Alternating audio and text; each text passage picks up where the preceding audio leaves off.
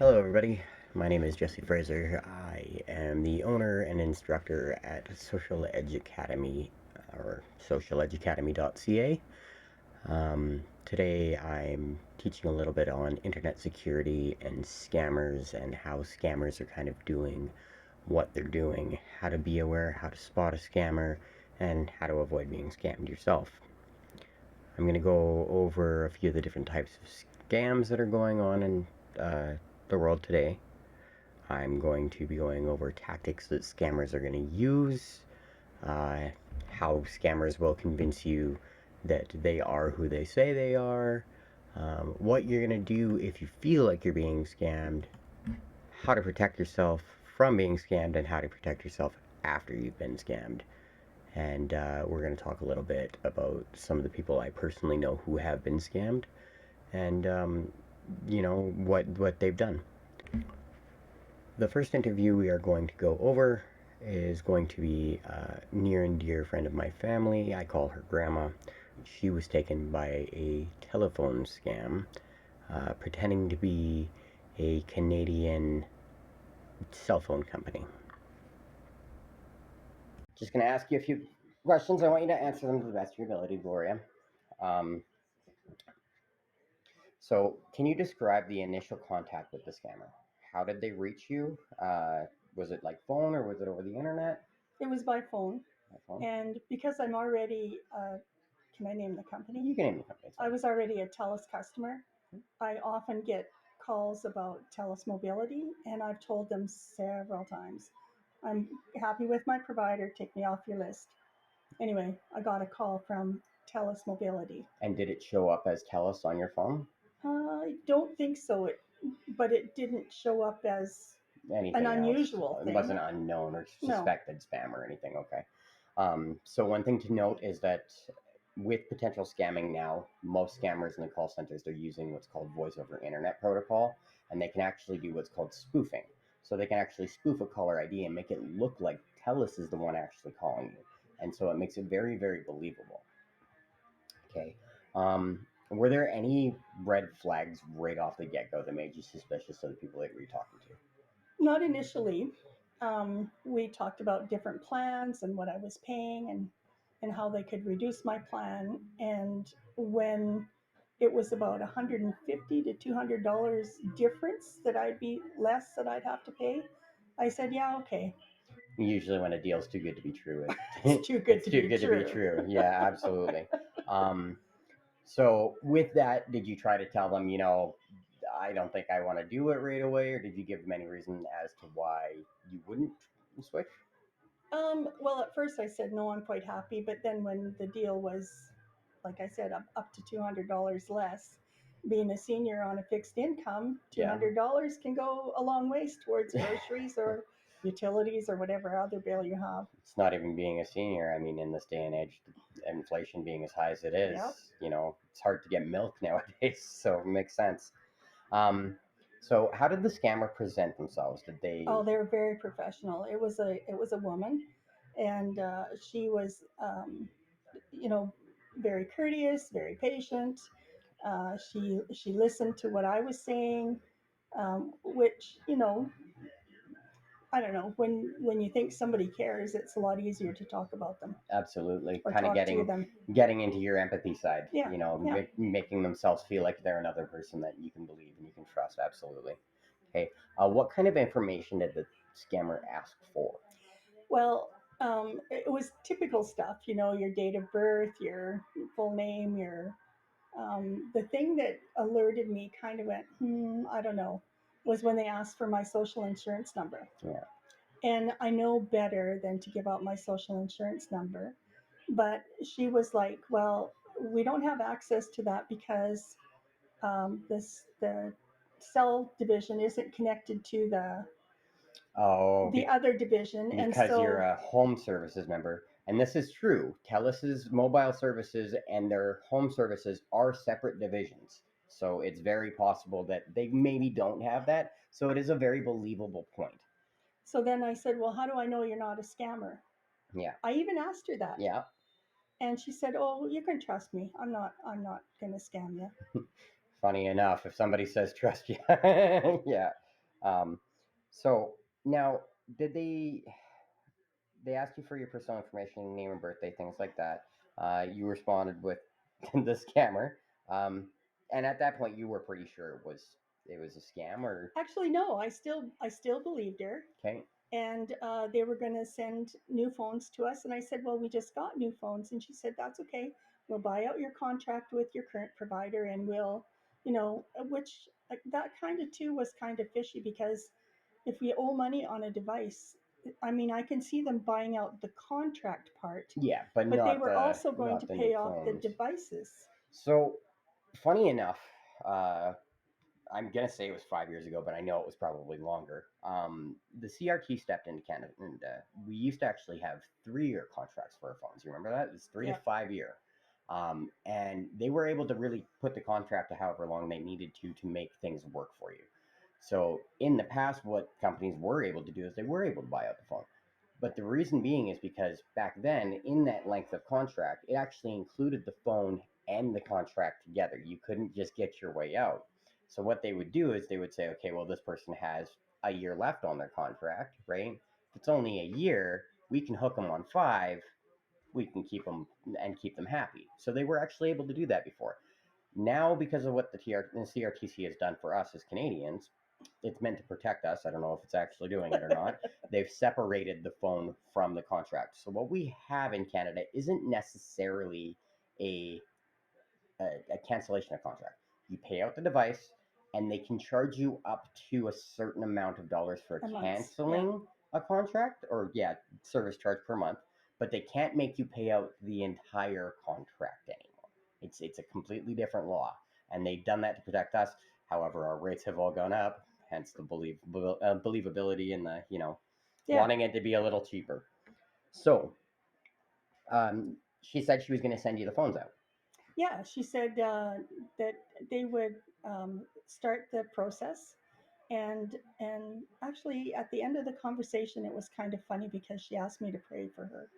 But I think her conscience must have been getting to her by that point, because I did ask, "How do I know you're not scamming me?" Yeah, yeah. And so she must have had a heart, because she said, "Will you pray for me?" Yeah. Now, did you, in any part of your conversation with her, mention that you're a Christian woman? No. No. Okay.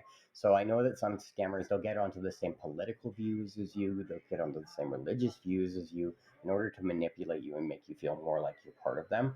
So if I figured maybe if you had mentioned that you were a Christian No, lady, that maybe that would be where that came from. But that sometimes that is. It's just I think guilt. it was her It's just conscience. Yeah. guilt. Yeah. So they said they Absolutely. would send out these phones and to watch for them.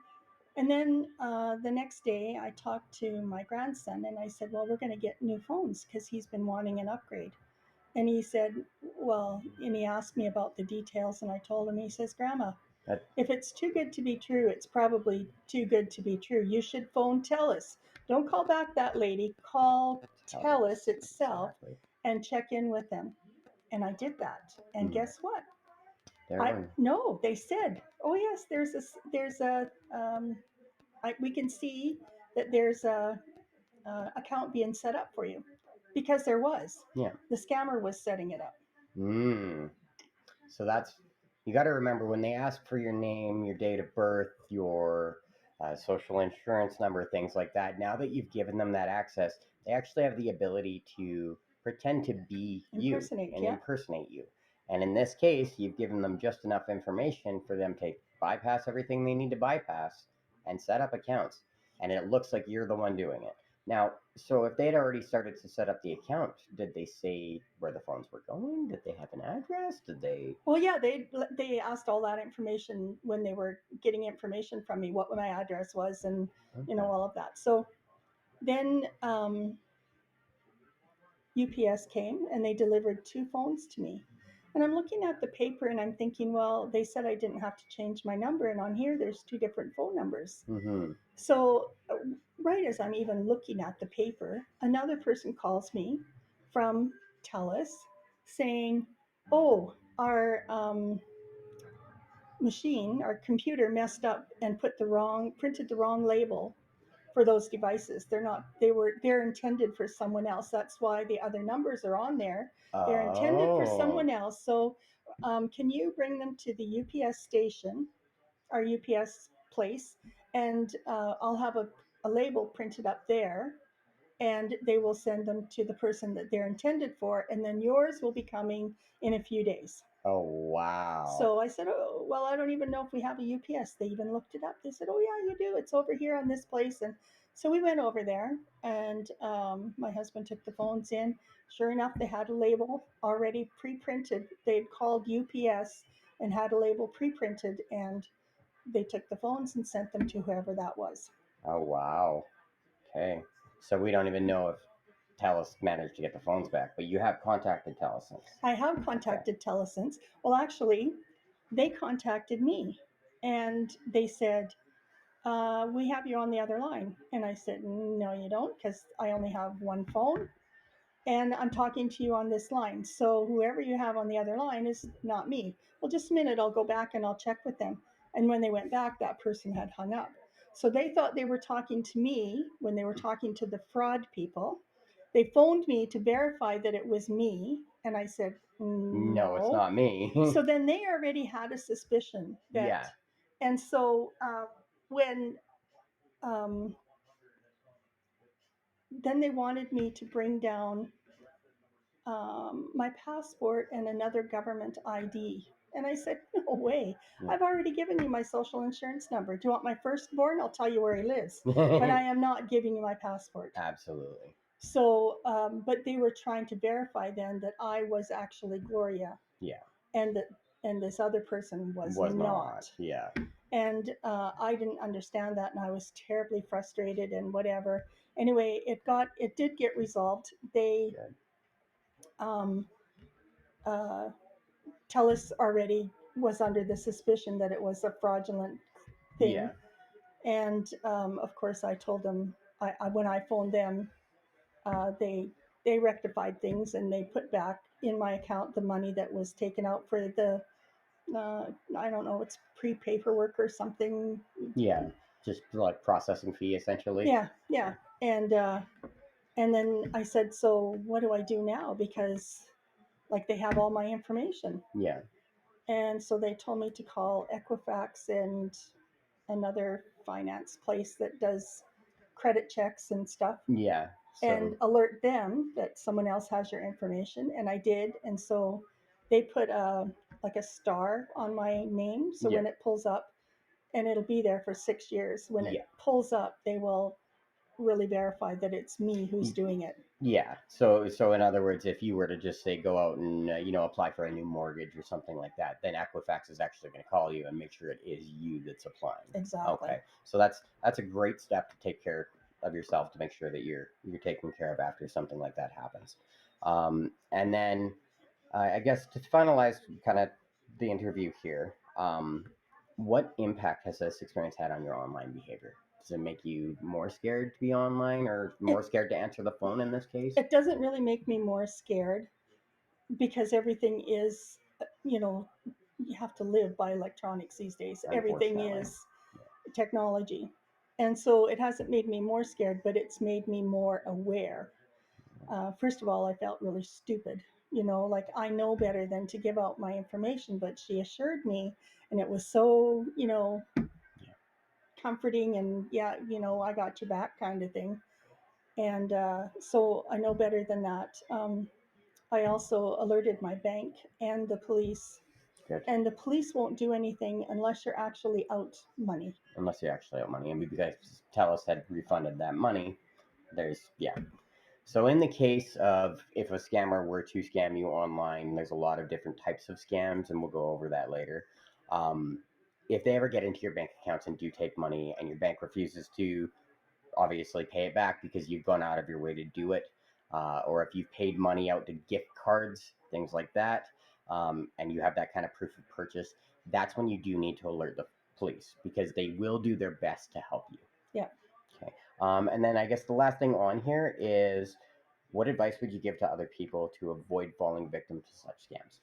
Well, I think next time that somebody phones me with a new cell deal, then I'll say, no thanks, and then I'll call the, the Tell us company directly. itself and say, I heard you have a deal on for blah blah blah, Yep. and I'd like in on that deal. Yep. I won't be Doing it from doing a it from the first initial phone call. I absolutely. won't be giving out any more information, like information that they don't really need to have. Yeah. Yeah, they need your name and address and maybe your birth date, but they definitely don't need Yeah. your driver's license number or your bank numbers or your uh, social insurance number. For Absolutely. sure, they do not need that No. information.